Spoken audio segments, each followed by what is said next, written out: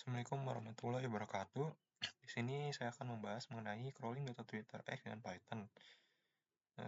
Sebelum mulai, agak baiknya saya memperkenalkan diri dulu. Perkenalkan, nama saya Fajar Surajaya dengan NIM 31231041. Di sini saya menggunakan materi dari dosen penghapus saya, yaitu Bapak Abdul Halim Ensor Eskom Mkom. Yang pertama-tama yang saya hormati itu dosen pengampu big data saya, yaitu Bapak Abdul Halim Ansor Eskom Mkom, dan teman-teman yang lagi menonton video ini hingga selesai. Sebelum mulai, alangkah baiknya membaca doa dulu, yaitu Robi Zidni Ilman Warzuqni Fahman, yang artinya, wahai Robku, tambahkanlah kepadaku ilmu dan berikanlah aku pemahaman yang baik. Di sini ada sepenggal kata-kata, yaitu belajar crawling adalah langkah pertama menuju kekuatan analisis berbasis fakta. Karena crawling itu merupakan tahapan pertama kita sebelum melakukan analisis data yang berbasis fakta. Lalu di sini ada berupa kutipan itu, crawling Twitter dengan Python adalah proses mengambil atau menyedot data tweet secara otomatis menggunakan script Python. Tujuannya adalah untuk mengumpulkan informasi seperti teks tweet, tanggal, username, dan lainnya berdasarkan kata kunci, hashtag, atau rentang waktu tertentu. Proses ini bisa dilakukan menggunakan library Python seperti SNScript atau tools lain tanpa perlu API resmi dari Twitter. Yaitu, kita melakukan scraping ini tanpa perlu API resmi dari Twitter yang akan saya praktekkan nanti. Lalu, data hasil crawling biasanya digunakan untuk analisis sentimen, riset sosial, dan data mining. Di sini saya sudah menyiapkan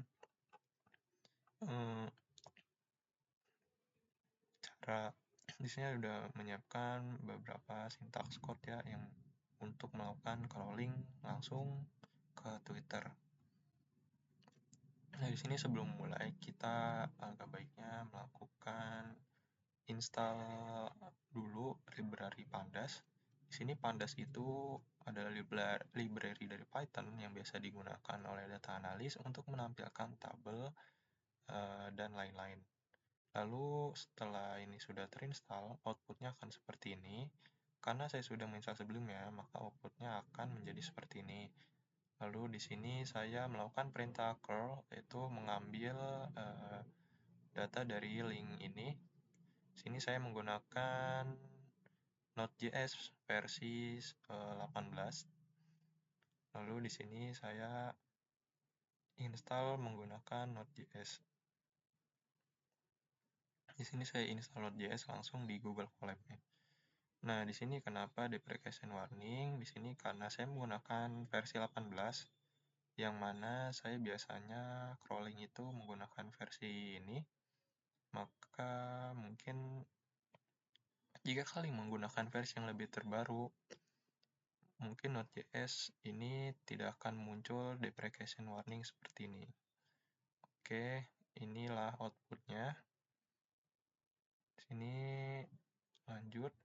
Setelah terinstall, kalian melakukan perintah apt update untuk mengupdate package, lalu apt install lagi. Sekaligus, kalian bisa menginstal library menggunakan perintah widget. Widget itu biasanya pengguna Windows ini install dari shell itu menggunakan widget. Sini saya widget itu ini kita install beberapa library yang akan digunakan proses scrolling ke depannya. Nah, di sini kalian bisa lihat beberapa library-nya. Nanti outputnya akan jadi seperti ini. Sini saya langsung aja perintah selanjutnya. Nah, di sini adalah ada sepenggal kode-kode ya. Di sini saya pertama-tama mengimpor dulu user data dari Google Colab. Kenapa? Karena di sini saya menggunakan OAuth token yang saya ambil dari Twitter. Nah, gimana sih cara ngambil OAuth token itu? Di sini kalian bisa buka Twitter kalian masing-masing. Terus di sini kalian bisa inspect. Sebentar.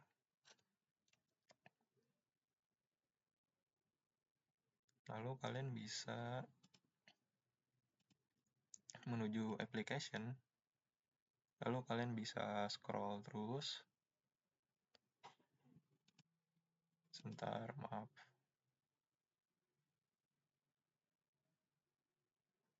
Ini kalian bisa scroll untuk menemukan cookies. Nah, cookies ini biasa menyimpan beberapa session kita untuk login. Nah, di sini kalian bisa cari token. Nah, di sini kalian bisa langsung kopikan lalu pastekan ke secrets yang ada di Google Colab. Nah, saya menggunakan ini. Kalian bisa paste di sini. Kita definisikan dulu namanya apa, token saya menggunakannya. Lalu kalian bisa definisikan di variabel token. Di sini saya variabel token yaitu kita get userdata.get, lalu di sini tanda kutip token, yaitu yang ini, yang dari secrets-nya. Oke, lanjut. Di sini ada variabel data. Variabel data ini menyimpan data tweet.csv, di mana nanti hasil crawling kita akan disimpan di sini. Lalu ada search keyword. Search keyword ini kalian bisa sendiri ya. Misalnya saya menggunakan search keyword ini, Islam Makachev dari Desember 12 sampai Desember 12 dari 1 September. Sini gimana cara dapetin hasil yang kayak gini? Kalian bisa ke Advanced Search, lalu kalian scroll aja. Dan di sini ada pengaturan tanggalnya. Nah, misalnya saya kan dari 1 September sampai 12 Desember ya. Yaitu yang mana hari ini. Langsung kita search aja, nanti akan muncul keyword kayak gini. Nah, kalau udah gini, kalian bisa salin keywordnya ke Google Colab kalian. Nah, dari Google Colab ini, kalian pastekan di dalam variabel search keyword. Nah, lalu saya menggunakan limit, yaitu maksimal 50 tweet yang dapat kita ambil, atau kita crawling. Nah, setelah itu, saya langsung melakukan eksekusi perintah, yaitu npx min yes tweet harvest. Tweet harvest ini adalah merupakan alat yang kita gunakan untuk crawling ke Twitter ini. Lalu di sini ada min o artinya adalah output. Outputnya itu mengambil dari variabel data, di mana data ini menyimpan data tweet.csv. Jadinya outputnya akan disimpan ke data tweet.csv. Lalu min s itu search keywordnya, kita akan mengambil dari yang tadi ya, variabel search keyword, di mana search keyword itu menyimpan isi keyword yang tadi kita udah pastekan. Dan limit juga di sini menyimpan variabel limit, yaitu 50 atau maksimal 50 tweet yang akan kita crawling. Nah, di sini token juga yang tadi saya sebutin sebelumnya, token diambil dari variabel token yang ada di sini, token sini. Nah, kalau sudah begini, kalian bisa langsung run, nanti kalian akan muncul outputnya seperti ini. Nah, kalau sudah muncul seperti ini, otomatis akan ada muncul data baru di file Anda, yaitu tweets data, folder tweets data, data tweet.csv.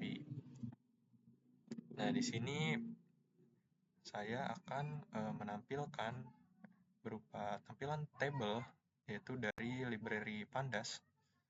Di sini saya mendefinisikan variabel data, yaitu untuk membaca CSV menggunakan library Pandas dari data tweet yang tadi telah di-generate ya. Yang telah di-generate menggunakan yang ada di dalam variabel data tadi, kalian bisa langsung copy paste-nya aja, lalu kalian pastekan ke sini. Coba kita pastekan. Nah, ini sama ya. Lalu di sini shape itu separation, nah nanti akan dipisahkan dengan koma. Lalu data.info itu merupakan perintah yang biasanya akan menampilkan tipe data dari data tweet ini yang ada di dalam. Misalnya tipe datanya ada integer atau objek. atau apa gitu. Atau mungkin bisa menampilkan null atau non null. Nah, di sini kita ambil data.head, yaitu data.head itu biasanya merupakan jumlah kolom ya, jumlah kolomnya 10 gitu. Oke, nanti akan menampilkan seperti ini. Nah, di sini ada tampilannya seperti ini.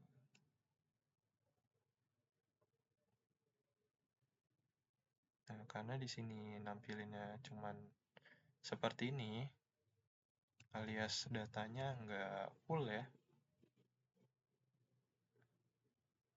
angka baiknya. Nah, kita download aja langsung. Kita download, lalu kita buka di sebentar. Sheet.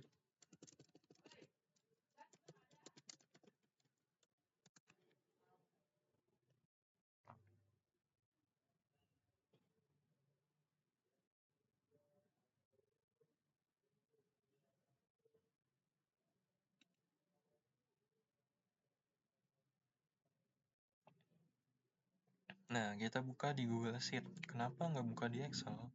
Saya udah nyoba di Excel, tapi tampilannya kurang ya kalau untuk CSV ini. Jadi saya buka langsung aja di Google Spreadsheet. Nanti kita open dari sini.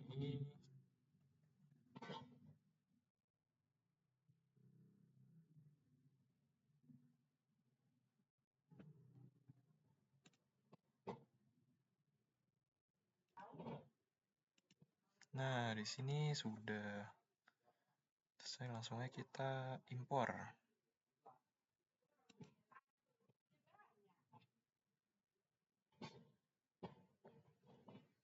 Di sini kita impor yang tadi telah kita download, yaitu data tweet.csv.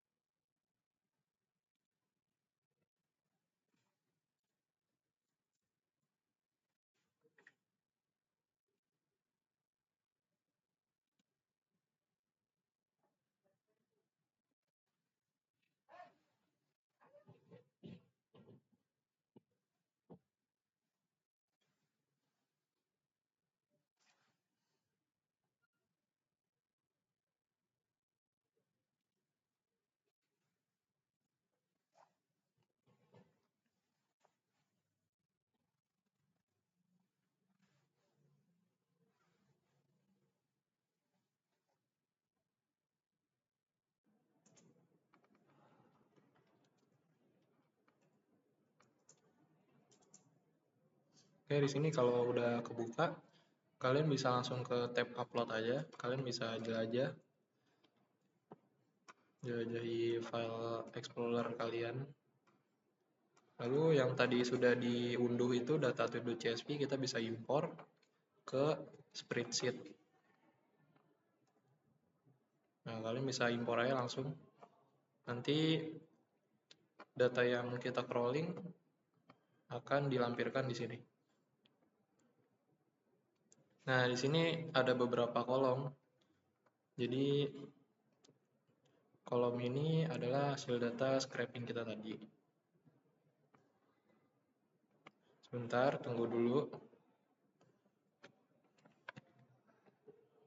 Nah, di sini ada conversation ID, ada tanggal dibuat postingannya, terus ada jumlah favorit, lalu ada full text-nya atau caption dari tweet-nya, lalu di sini ada ID lagi, terus ada link gambarnya, terus ada reply, lalu ada bahasa, dan ada lokasi, ada berapa yang di quote, ada berapa yang di reply, dan ada berapa yang di retweet. Dan di sini ada link retweetnya, lalu ada user ID dan username-nya.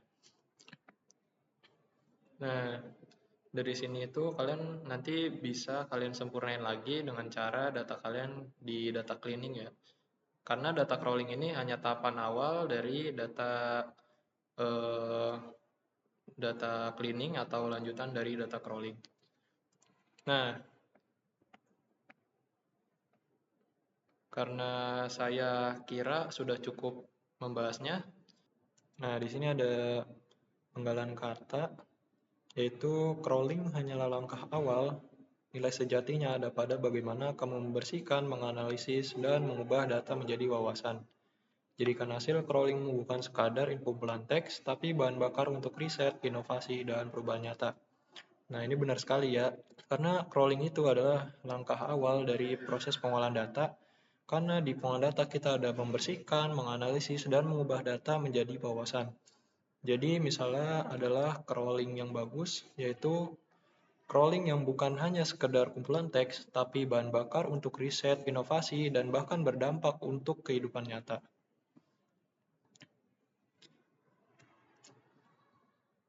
Nah, kita sudah sampai di penghujung pembahasan. Sebelumnya tadi kita sudah membahas bagaimana cara kita crawling menggunakan Google Colab, terus kita menghasilkan output yang sesuai, terus kita membuka outputnya di Google Spreadsheet. Sebelum menutup materinya, alangkah baiknya membaca doa Subhanakallahumma wa bihamdika asyhadu an la ilaha illa anta astaghfiruka wa atubu ilaik. Maha suci Engkau ya Allah, aku memuji kepadamu, aku bersaksi bahwa tiada Tuhan yang patut disembah dengan benar kecuali Engkau. Aku minta ampunan dan bertobat kepadamu. Nah, jika teman-teman ada yang ingin ditanyakan, kalian bisa tanyakan di kolom komentar. Sekian materi yang dapat saya sampaikan. Kurang lebihnya mohon maaf. Wabillahi taufiq walhidayah. Wassalamualaikum warahmatullahi wabarakatuh.